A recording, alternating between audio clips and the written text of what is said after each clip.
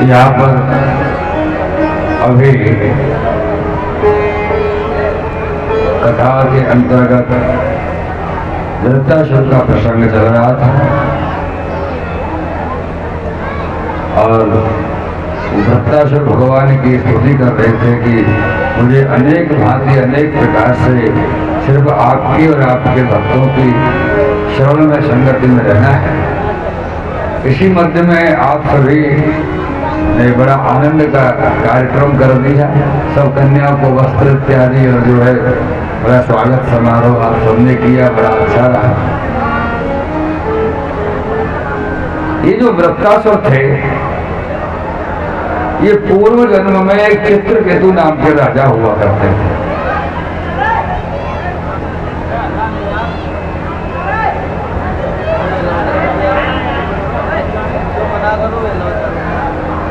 ये चित्रकेतु नाम के राजा थे और इनके 10,000 रानियां थी। 10,000 रानी मेरे प्रियजनों, लेकिन 10,000 रानियों में से किसी एक को भी संतान नहीं थी। संतान की इच्छा से विवाह करते थे, संतान नहीं थी। इनके गुरुदेव थे महाराज ऋषि अंगिरा। उन्होंने यज्ञ कराया, यज्ञ से आशीर्वाद प्राप्त हुआ, लेकिन उसमें ये हुआ कि संतान तो होगी लेकिन हर्ष और शोक दोनों को देने वाली होगी।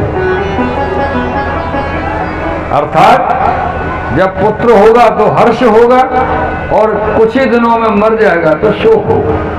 ऐसे संतान होगा, यानी आपका पुत्र दीर्घायु नहीं होगा। संयोग से यज्ञ की सफलता पुत्र के रूप में जो राजा की सबसे बड़ी पहली रानी थी उसको बेटा हुआ। और बेटा हुआ तो बाकी की रानी, राजा का ध्यान भी रानी की तरफ थोड़ा ज्यादा हो गया। भाई उसने पुत्र को जन्म दिया तो बाकी की रानियां थी वो बड़ी रानी से ईर्ष्या मानने लगी, जलने लगी और इतनी ईर्ष्या होने लगी उनके मन में। एक दिन विचार आया कि हमसे हमारे पति का जो प्रेम कम हो गया है या खत्म हो गया है, उस प्रेम को दोबारा पाने के लिए इस पुत्र को मारना चाहिए। ये पुत्र मर जाएगा तो ये हमारे जैसी हो जाएगी दोबारा, तो फिर राजा सबसे बराबर प्रेम करेंगे। अभी सबका प्रेम इसी को कम है।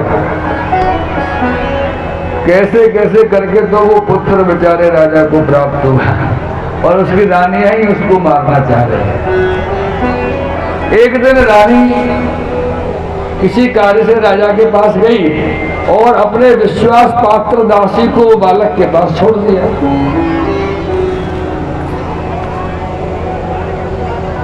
लेकिन मम इच्छा समो नास्ति हरि इच्छा प्रवर्तते। जीव की इच्छा चलती कहाँ है सर? दासी को भी कोई काम आया और वो बालक को सोता हुआ छोड़ के किसी काम से चली गई। दासी छोड़ के गई और बाकी की जो रानियां थी वो मौके की तलाश में थी कि कब मौका मिले और कब बालक को मार दे। दासी चली गई, बालक अकेला था पलने में और उन रानियों ने आकर के हलाहल विष के पात्र शीशी में से एक सीख से विष लिया और बालक की जीभ पर रख दिया। चली किसी को पता भी नहीं चला। दासी लौट के आई तो बालक तो मर चुका। दासी चीखी तो रानी आई, क्या हुआ? बोले बालक मर गया। क्या किया? किसी ने जहर दे दिया। और जिन्होंने जहर दिया, हाँ ये बहुत बढ़िया बात है, ध्यान रखना। ऐसे लोगों से सावधान रहना बहुत जरूरी है जो अपने का तो ऊपर में दुपट्टा ओढ़े रखते हैं और अपने अंदर घात करते हैं।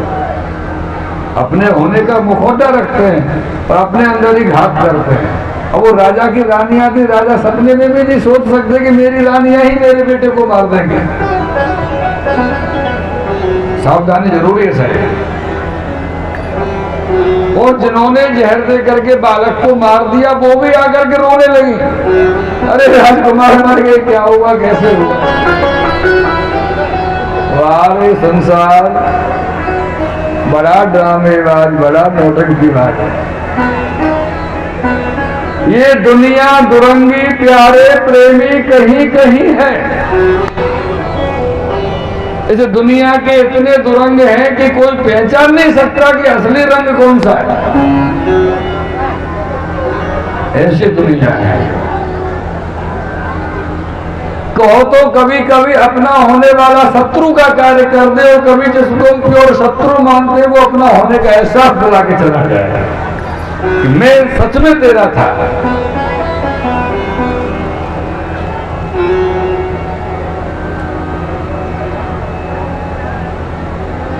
कई दिन हो गए बालक की मृत्यु हुए, लेकिन राजा संस्कार नहीं कर रहे, इतना मोहर हो गया था पुत्रों में। अंगराज जी ने आकर के समझाया कि भाई बालक के संस्कार तो करना पड़ेगा, मृतक देह को कब तक रखोगे घर में। लेकिन महाराज नहीं माने चित्रकेतु जी। तो अंगराज जी गए और नारद जी को बुला के लाए। नारद जी ने आकर के बहुत समझाया, लेकिन चित्रकेतु महाराज नहीं मान रहे, इतना पुत्र मोह। तो नारद जी ने मन में विचार किया कि अब वो करना पड़ेगा जो नहीं होना चाहिए। नारद जी सीधे यमलोक पधारे और यमलोक में यमराज से कहा कि चित्रकेतु राजा के बेटे का जीव कहाँ है। यमराज ने कहा उधर है। तो बोले हमको सौंपो। चित्रकेतु राजा के बेटे का जीव नारद जी ने लिया और चित्रकेतु के यहाँ आए और जीव आकर के उस देह में समा गया। बालक जीवित हो गए। अरे जो बालक जीवित हुआ सभी की खुशी का ठिकाना नहीं, लेकिन जिन्होंने जहर दिया उनके प्राण तो पहले ही निकल गए।